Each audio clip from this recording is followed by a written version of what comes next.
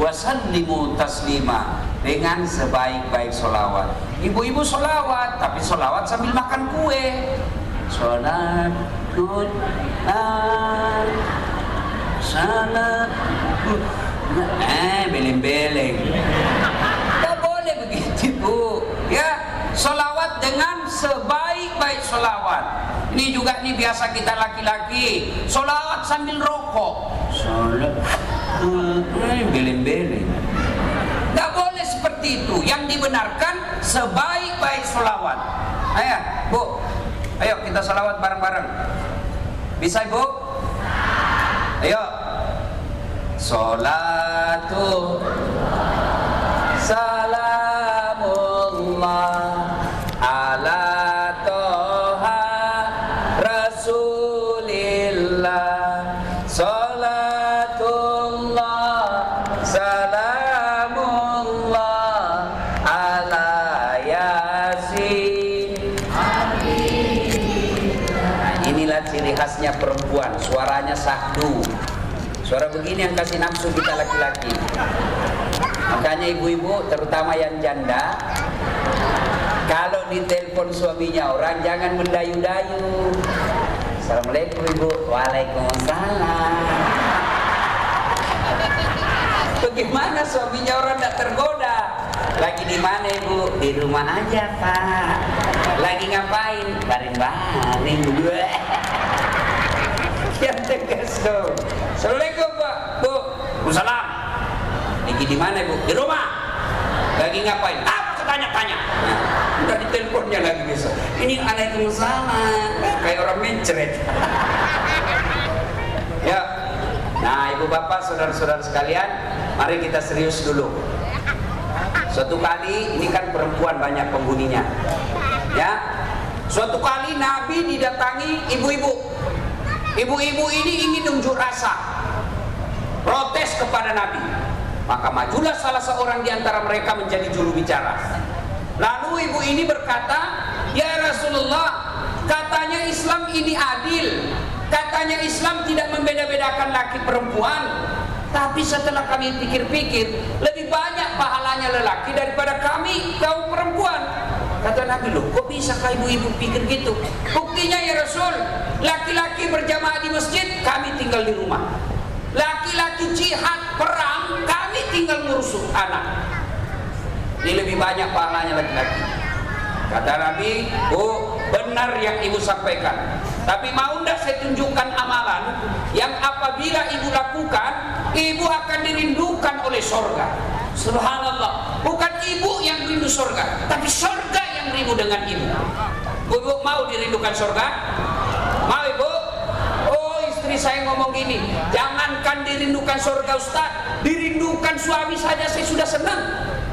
Ini surga rindu kepada ibu. Mau Ibu? Ini syaratnya 4 kata Nabi. 4 aja syaratnya. 1, aqimis shalah. Dirikan sholat. Kenapa Nabi mengkhususkan sholat ini kepada kaum perempuan? Karena setelah saya pelajari, memang paling banyak perempuan melalaikan sholat dalam kondisi-kondisi tertentu. Apa itu? 1, pesta pengantin. Banyak sekali perempuan tidak sholat gara-gara pesta. Kok bisa Ustaz? Di mukanya dikira tembok, coklat, biru, abu-abu, krem. Alisnya dicukur, bukan dicukur, dicabut. Akhirnya, nah lebih tebal di sini dari sini, dicukur lagi sini. Habis. Yang ketawa saya serusin Bu. Ini yang sudah tipis alisnya. Itu Nabi jelaskan, laknat Allah mereka yang mencabut dan mencukur alisnya. Anda usah lihat temanmu. Ayo, nih banyak nih. Sekarang perempuan banyak palsu. Bulu mata panjang palsu, bibir merah palsu, mata biru palsu, bibir merah palsu, pipi biru palsu, pantat gabus. Ayo, Kondisi perempuan banyak tidak sholat setelah make up. Ini kan ibu-ibu nih yang tebal-tebal make upnya. Dengar ini bu, kalau sudah masuk waktu sholat dia pergi wudhu, tapi karena dia sayang ini bedaknya, maka wudhunya cuma begini. Beleng-beleng. Kan dia takut ini. Bu, dengar. Kalau ibu pakai make up tebal dan ibu wudhu tidak tersentuh kulit pipinya, tidak sah wudhu. Wudhu tidak sah, otomatis tidak sah sholatnya. Maka kalau ibu pakai make up, kasih dulu tisu basah, lepaskan semua. 200.000 Ustaz. Sudah baru wudhu. Jadi bagaimana caranya Ustaz supaya kita make up wudhu tetap sholat? Wudhu dulu ibu.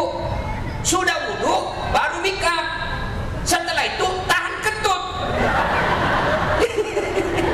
Biar ibu sudah wudhu kentut batal. Dan bilang kalau lepas Ustaz dah habis tetap batal.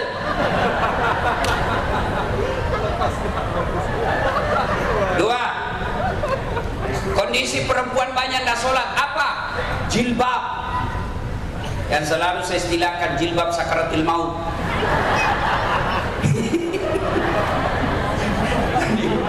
Tadi pagi saya di mana ya ceramah itu, di Bekasi kayaknya.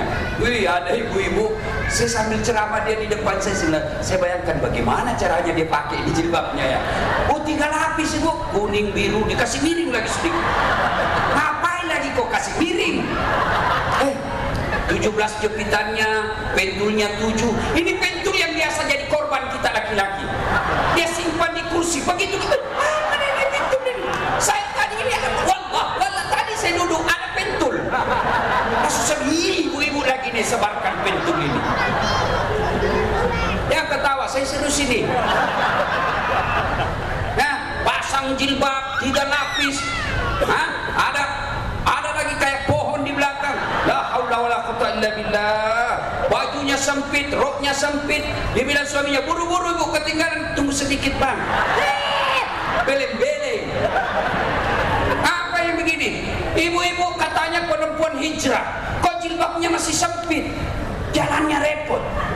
Coba kalau jilbabnya legulo, lalu turun. Ya. 1, 2, gara-gara pakaian. Saya begitu terharu melihat ada perempuan tokoh masyarakat, suaminya pejabat, kaya pula, bangsawan, cantik, ke pesta pengantin, jilbabnya sekedarnya, maka dia akan menjadi contoh teladan buat ibu-ibu yang lain. Begitu dia lewat, semua orang kagum. Wih, kaya loh tuh, paling kaya itu di komplek. Wih, iya kak, iya, wih, bajunya sederhana ya, orang cerita baik. Ini pengangguran, kontrak-kontrak, rumah kehujanan, banjir pula. Kalau pergi pengantin kayak dia paling kaya. Selesai acara ini bu, yuk evaluasi jilbabnya. Ya, jangan lagi pakai jilbab yang repot. Coba kalau ibu pakai jilbab yang segitiga saja, kasih peniti, selesai. Makanya istri saya itu saya kasih tahu, kalau kau lama pakaian, saya mau pergi pengantin, goodbye. Repot kami, sudah kau dibelikan mobil, dibelikan bensin, sedangkan sopir, kau suruh lagi kita menunggu. Jangan ketawa, serius saya ini bu. Ini ibu-ibu ini banyak menyiksa suaminya. Suaminya sudah modal, sudah 10 menit lagi, sudah tunggu pak, kau buru-buru terus ini salah kita punya bedak. Gara-gara ibu ini, gara-gara jilbab. 1, 3, kapan lagi perempuan banyak tidak sholat? Selesai haid 5 hari tidak sholat, kenyamanan 5 hari, dia tambah 1 hari. Oh kata suaminya, biasanya kau tidak sholat 5 hari aja kau haid, ini kau sudah 6 hari belum sholat, belum bersih pak, masih ada sedikit-sedikit. Kata suaminya, kau bohongnya, apa bohong, saya kasih lihat. Mau dikasih lihat silakan. Ibu ketawa karena pernah begitu toh. 4, kondisi apa lagi perempuan banyak tidak sholat? Apa? Selesai melahirkan. Apa namanya ibu? Nifas. Tidak harus 40 hari.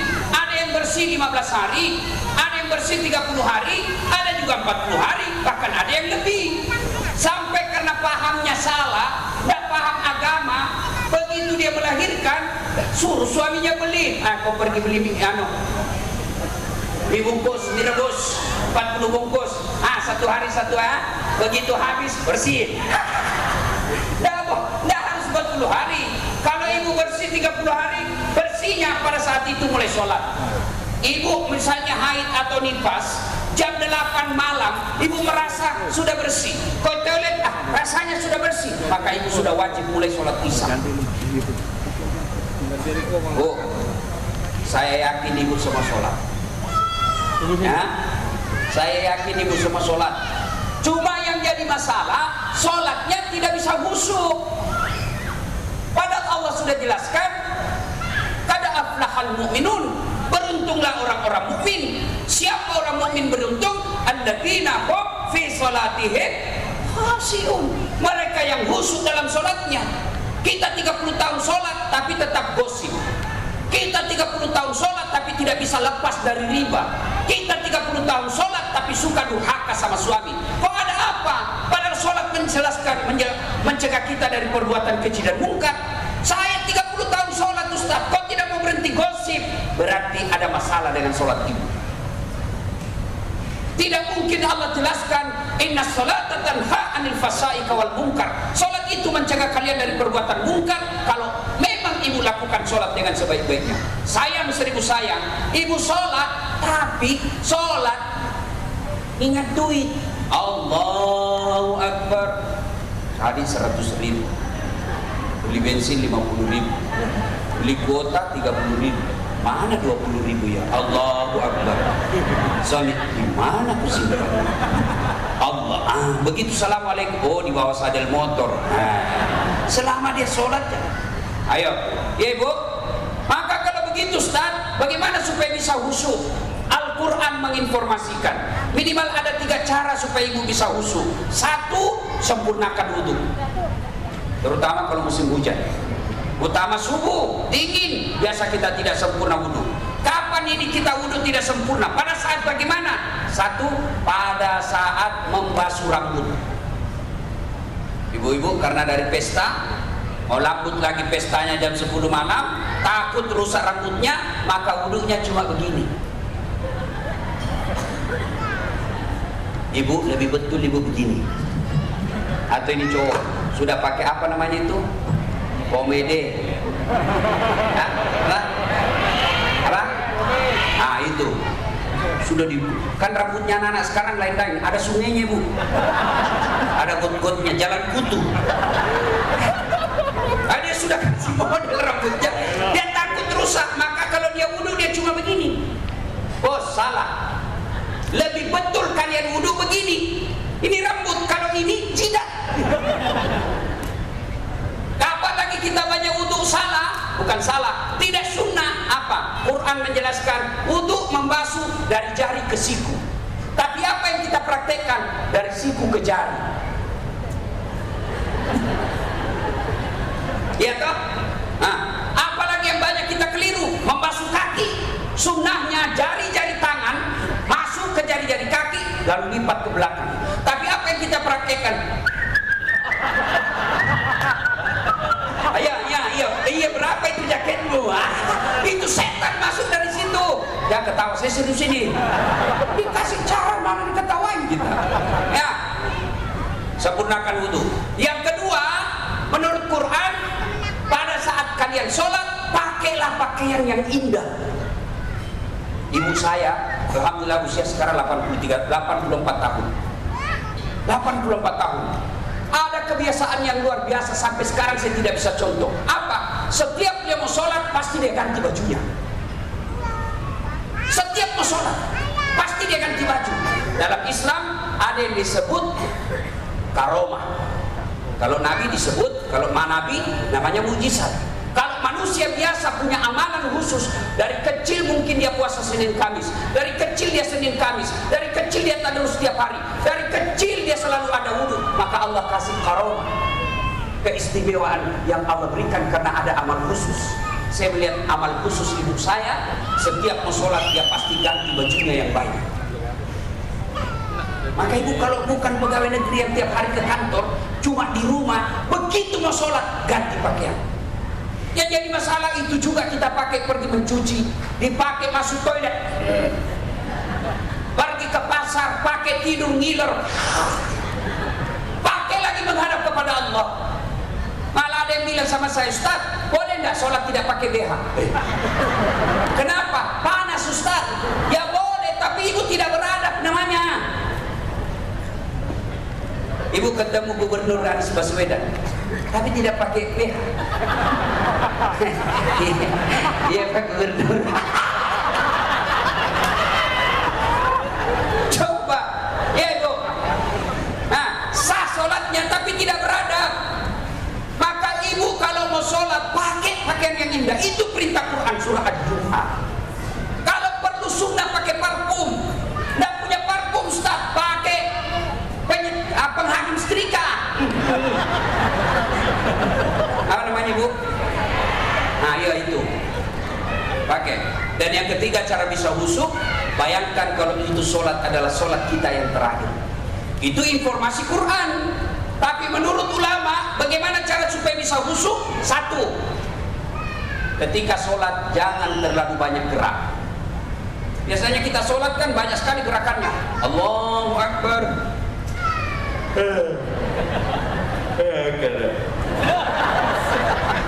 Maliki yaumiddin,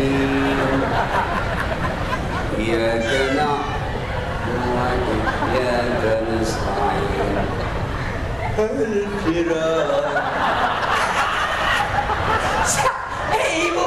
Ibu ketawa membayangkan diri sendiri. Itu sholat Allahu Akbar.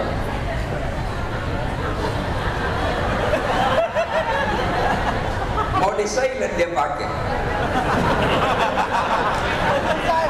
Allah.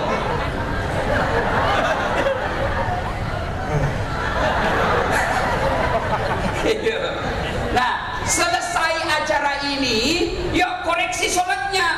Sudah sesuai tidak yang diajarkan Nabi? Yang kedua, yang diajarkan ulama, jangan banyak gerak. Apalagi usahakan yang ibu baca paham. Salah satu bacaan yang wajib dibaca ketika sholat Al-Fatihah. Ada yang hafal Al-Fatihah dengan terjemahannya? Ada? Saya kasih hadiah. Ayo Bu, siapa? Siapa yang hafal? Saya kasih hadiah. Ayo, mana? Nah, ini hadiah. Ayo, cepat. Ayo, mana? Ayo. Sini. Sini, cepat. Mana? Ayo, hadiah 2 lembar. Nah, mana yang cepat datang? Ayo. Hadiah. Mati kita. Ayo, bantu semua dapat hadiah. Mana? Hari untung. Tidak beruntung saya malam ini. Ayo, ya di situ aja Bu. Ya, Al-Fatihah dengan terjemahan. Bismillahirrahmanirrahim. Bismillahirrahmanirrahim. Dengan nama Allah yang Maha Pengasih lagi Maha Penyayang. Alhamdulillahi Rabbil Alamin. Segala puji bagi Allah Tuhan semesta alam. Saya deg-degan. Ar-Rahmanir-Rahim, yang Maha Pengasih lagi Maha Penyayang. Maliki Yaumiddin, yang menguasai hari pembalasan. Iyyaka na'budu wa iyyaka nasta'in. Hanya kepada Engkau lah kami menyembah, dan hanya kepada Engkau lah kami mohon pertolongan. Ihdinas siratal mustaqim, tunjuklah kami jalan yang lurus. Siratal ladzina an'amta 'alaihim, yaitu jalan orang-orang yang Kau beri nikmat. Ghairil maghdubi 'alaihim waladdallin, bukan jalan orang-orang yang Kau murkai, dan bukan pula jalan orang-orang yang sesat. Masya Allah. Takbir. Bu, kalau ibu sholat 5 waktu setiap baca Fatihah seperti ini, apa alasan Allah menolak doa ibu? Cuma kita sholat Alhamdulillahirabbil alamin. Baca kalender Persatuan Guru Republik Indonesia. Ini Bu, Ibu, ini uang barakah. Ustaz. Yang lain mana yang tadi yang berdiri? Karena jawabannya sudah betul tetap dapat hadiah. Mana lagi? Mana lagi Ibu? Coba. Mana lagi yang dari sana tadi? Cepat. Ini uang Ustaz. Beda uang Kapolres. Terima kasih. Yang satu untuk sewa Grab saya. Saya rumah saya di Makassar Ibu. Saya naik Grab ke sini. Apalagi tadi yang pertama? Pahami apa yang kita baca. Surah pendeknya, kalau tidak bisa pahami per ayatnya, paling tidak kesimpulan ayat itu. Kesimpulan surah itu. Ibu baca Qul huwallahu ahad. Apa kesimpulan ayat itu? Perintah mengesahkan Allah, tidak ada Tuhan selain Allah. Itu aja kita bayangkan. Tapi kita kan baca Fatihah yang kita pikirkan lewat uji. Tidak tertutup pula, mati habisikan. Ayatnya apa? Qul a'udzu birabbin nas, malikin nas, ilahin nas. Ya. Berikutnya, sholat jangan banyak gerak. 2, baca yang kita baca pahami. Yang ketiga, supaya bisa khusyuk, mata jangan seperti mata pencuri. Allahu Akbar. Oh, nggak seragam bajunya itu. Lewat lagi. Nah, maka bagaimana sunnahnya? Waktu habis. Maka sunnahnya mata kita menuju apa yang kita mau sujudi. Allahu Akbar. Lihat ini. Ya Bu? Bisa? Berikutnya, jangan terlalu banyak gerak. Kalau Syafi'i maksimal 3 kali. 1, 2. Ya, nah 1, mau dirindukan surga, dirikan sholat.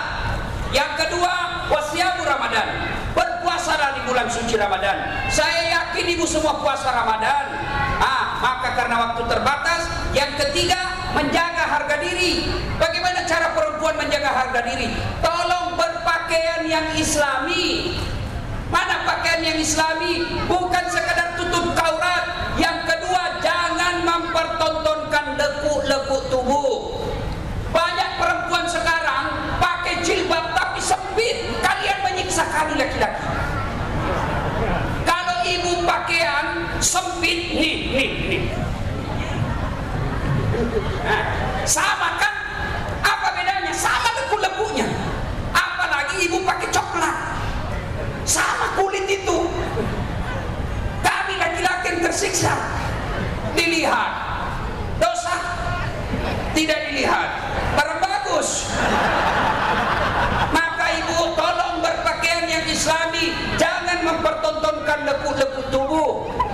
Yang ketiga, cara menjaga harga diri seorang perempuan, jangan pernah keluar rumah tanpa izin suami. Pak, saya mau pergi pengajian. Pengajiannya baik, tapi pasca setelah pengajiannya salah. Sudah pengajian, suaminya belum pulang, WhatsApp di grup. Yuk, ketemu di PI. Pergilah ke Plaza Indonesia. Sudah itu, suami kita kan belum pulang. Lanjut nonton deh. Nonton lagi sampai sore. Padahal isinya pengajian 1 jam. Ibu pengajian baik, tapi karena mengkhianati perjanjian pergi pengajian, akhirnya ibu lebih banyak dosanya daripada pengajiannya. Dan yang keempat, wanita yang dirindukan surga adalah menaati perintah suami. Ini agak berat. 1, 2, 3 gampang, tapi ini yang perintah suami yang sulit. Bu, mau masuk surga? Mau masuk surga? Taati perintah suami. Bu mau tahu? Ada 4 perempuan menjadi penghuni api neraka. 4 perempuan, jenis perempuan penghuni api neraka. Siapa mereka? 1, mereka yang suka maki-maki suaminya. Dengerin ibu. Ibu marah, boleh. Marah sama suami, manusiawi. Bang, tak kusangka kau begini bang. Kutinggalkan orang tua di Jawa. Saya datang ke Jakarta ini ngikut sama kamu bang. Kau tega-teganya kau sembunyikan duitmu. Boleh marah seperti seperti itu. Tapi yang tidak boleh maki-maki suami, memang kau goblok, sama aja bapakmu, kau begini cilaka kau. Ini masuk neraka. Gak ketawa, saya serius. Marah sama suami boleh, tapi tidak boleh maki-maki apa sampai meninggal, melibatkan orang tuanya. Memang kau goblok, suami macam apa kamu, sudah gendut, malas buat makan, sama aja bapakmu, pulang kampung kau goblok. Ibu biar sholat, penghuni api neraka. Kalau ibu marah sama suami, marah sambil berdoa, saya tidak sangka kau begitu bang, saya doakan kau menjadi penghuni surga, saya doakan kau menjadi lebih soleh, ya Allah perbaiki suamiku, tapi dia lah jodohku ya Allah, jangan pisahkan aku dengannya. Boleh marah seperti itu. Ini marah-marah sampai maki-maki. Sampai ada kawan saya cerita, ibu, istrinya marah-marah, mati akal sudah di suaminya, di bujunya nggak mau berhenti marah. Akhirnya apa? Dia buka bajunya suaminya, karena suaminya besar perutnya. Lalu dia buka, dikasih angkat atas. Boleh bapak-bapak coba itu. Kalau istri nggak mau berhenti marah, bapak buka baju, bak cangkeh. Kalau dia masih marah, berarti istri kita lagi kesurupan. Bu ya, nah ibu masih ingat wanita dirindukan surga? Satu, sholat. Saya sudah sholat Ustaz, tambah sholat sunnah. Mulai besok jangan pernah tinggalkan satu hari tanpa sholat duha. Selesai sholat duha, ibu minta kepada Allah supaya dunia ibu lebih baik. Maghrib masuk, selesai maghrib ibu tambah lagi dengan sholat taubat 6 rakaat. Tengah malam tidak bisa tidur, ibu lanjutkan dengan sholat hajat. Nih adik-adik nih, yang cewek-cewek ahwat, masih ada yang jomblo fisabilillah? Mana? Silakan daftar sama saya. Saya panitianya, tapi banyak jomblo-jomblo fisabilillah di sini. Ya, berikutnya sudah sholat, apalagi? Apa? Puasa Ramadan. Sudah Ramadan, tingkatkan dengan apa? Senin Kamis. Ibu-ibu yang mau menurunkan berat badan, coba amalkan Senin Kamis. Lagi puasa Ustaz, terbiasa sarapan jam 8 makan apa itu? Bubur. Begitu habis satu mangkok, saya puasa. Lanjutkan. Boleh, karena ibu lupa. Tengah hari terbiasa makan siang, makan lagi. Saya lupa. Lanjut. Benar, tetap sah. Siang-siang ada tetangga bawa lagi kue. Saya puasa. Lanjut. Itu rezeki. Benar. Yang penting betul-betul ibu lupa. Jangan pura-pura lupa. Sudah masuk satu. Pura-pura aja. Allah tahu. Puasa. Yang berikutnya, jaga harga diri. Berpakaianlah yang baik. Seorang wanita berpakaiannya jangan terlalu menarik. Ya. Dan yang keempat, taati perintah suami. Istri yang soleha itu satu, menenangkan hati suami ketika ada di rumah. Jadi kalau suami tidak betah di rumah, ciri-ciri ibu gagal menjadi istri. Bagaimana suami mau tenang di rumah? Ibu selalu periksa HP-nya. Ibu, Bu, kalau suami pulang, Assalamualaikum sayangku. Apa ibu tanya? Dari mana Pak? Mestinya bukan dari mana. Pak, mau makan apa?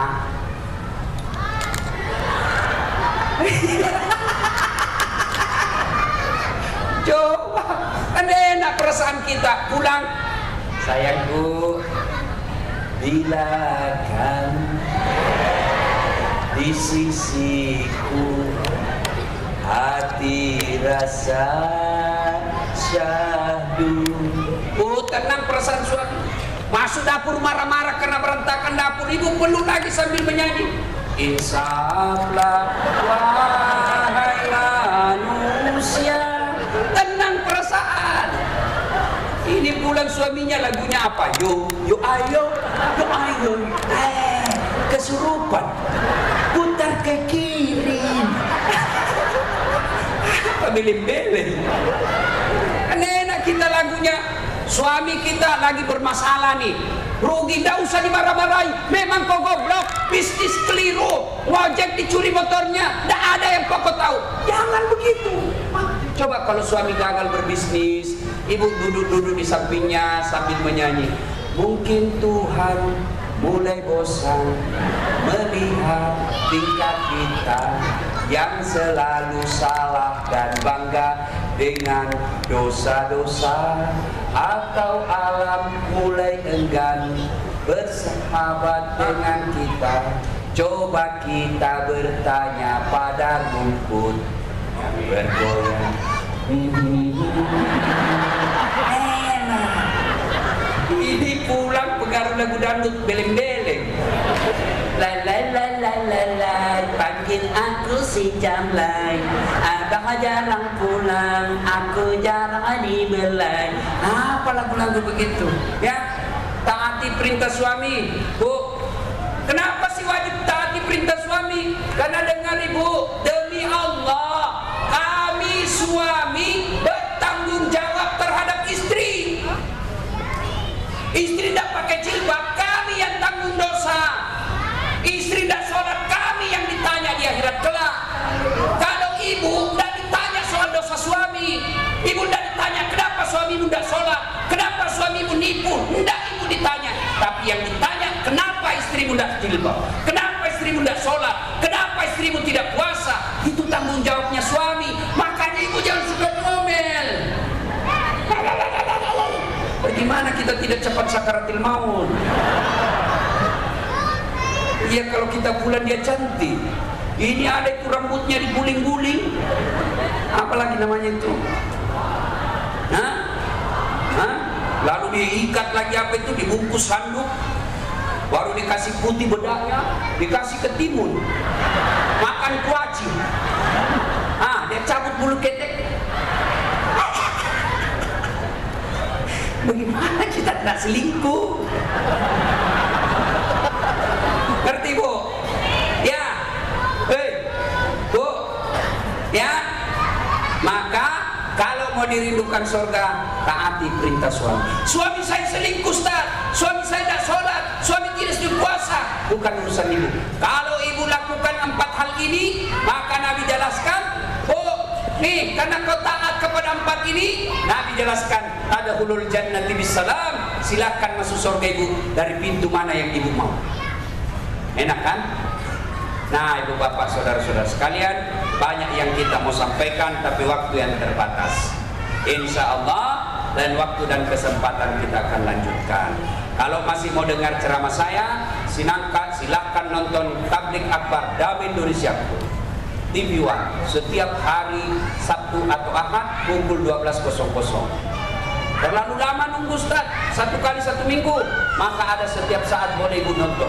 Gimana caranya? Ambil handphone, buka aplikasi YouTube, tulis nama saya Das'at Latif. Sudah itu keluarlah ceramah saya yang ratusan sampai ribuan. Sudah itu nonton, jangan lupa kasih tanda begini, like and share, jangan lupa subbreaker.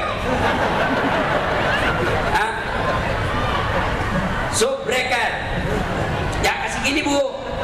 Kalau ibu kasih gini, dicari nanti malaikat pencabut nyawa. Masa ceramah kasih gini? Tidak enak. Tidak suka Ustaz, jangan nonton. Masa ceramah dikasih begini? Bos, tidak enak perasaan. Cuma cepat habis kuota karena 1 jam menguras kuota. Maka saya sediakan yang tidak menguras kuota, namanya Chelsea. Ceramah singkat, 1 menit. 1 menit saja. Gimana caranya Ustaz? Follow saya di Instagram. Das'at Latif 1212. Das'at Latif 1212. Ada centang birunya. Tapi masih banyak followernya Ari Untung. Inilah Ari Untung yang tidak pernah rugi. Setiap ada kerjanya pasti untung. Untung terus. Nah, maka kasih nama anak kita nama baik-baik. Ari Untung. Untung terus. Nah, sudah itu jangan lupa bagikan ke orang lain kalau ibu merasa manfaat. Karena ada 5 penyesalan manusia di kubur nanti. Salah satu mereka yang tidak memberikan dakwah, tidak menyiarkan dakwah. Kenapa? Karena dakwah itu adalah amal jariah. Bayangkan kalau 1000 yang datang malam ini, lalu dia sebarkan ilmu yang dia peroleh, maka 1000 itu akan menjadi amal jariah buat kita semua. Demikian, mudah-mudahan ada manfaat. Lebih dan kurangnya mohon dimaafkan. Sebelum saya akhiri, saya ingin berpantun. Buah nangka, buah kelapa, buah kemiri, buah nenas, buah pisang, buah jeruk, itulah buah-buahan. Wabillahi taufiq wal hidayah. Wassalamualaikum warahmatullahi wabarakatuh.